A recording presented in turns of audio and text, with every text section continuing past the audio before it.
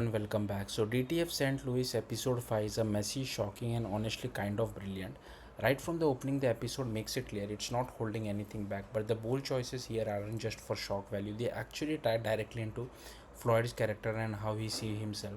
Because at the center of the story is Floyd's struggle with intimacy. His condition isn't just physical, it defines how he views relationship, love, and even his own worth. And instead of reacting with jealousy or anger when he learns about Carol and Clark's affair, Floyd does something completely unexpected. He accepts it, in fact, is okay with it because intimacy has always been the weakest part of his relationship. Seeing Carol happy, even if it's with someone else, somehow brings him comfort, but that doesn't mean he wants to be left out. That's where things get complicated. Floyd asks to watch not out of curiosity alone, but because he doesn't want to be excluded from lives of the two people he cares about most. He convinces himself that he's more interested in their conversation than anything else. But deep down, it's about connection, it's about belonging, and that idea turns their relationship into something far more complex than a typical love triangle. As the episode unfolds, what initially seemed like strange but consensual dynamic becomes increasingly unsettling. Details start stacking up, and what looked normal quickly reveals itself to be anything but. When Homer and Plum dig deeper, they realize just how unusual Carol really is. Her behavior, her past, her relationship all raises more questions than answers. And Floyd, he only becomes more unpredictable. There's a moment that perfectly captures this chaos when Floyd, hiding and observing, suddenly jumps out to intervene in an unexpected situation.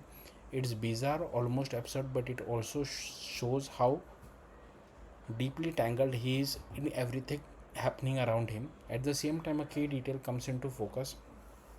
Amphezyne, this mysterious drug, connects back to Floyd's condition. He wanted access to it but couldn't get it legally, which ties directly into the larger mystery surrounding the case. And just when it feels like we are about to get clear answer, the show pulls back again.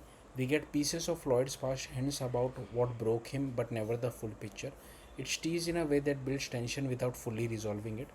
By the end of the episode, things are even more confusing. Floyd starts reimagining the dynamic, wanting to switch roles, to be more directly involved, to reshape the experience in a way that feels makes him feel whole.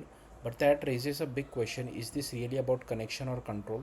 And what about Carol? At what point does she lose agency in all of this, or take it back in a way no one expects? Meanwhile, the investigation continues to spiral. Clark even now seems more concerned about protecting Floyd than protecting himself. That alone suggests there's still a major piece of the story missing. And then there's Carol past, sealed, hidden, and potentially the key to everything. What makes this episode work so well is that it embraces the chaos. These aren't clean, easy characters, they are messy, unpredictable, and deeply flawed.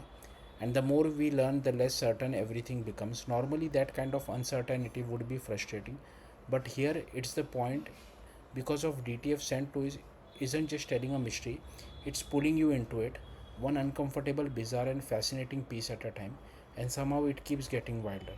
That's it. Thank you for watching. Bye.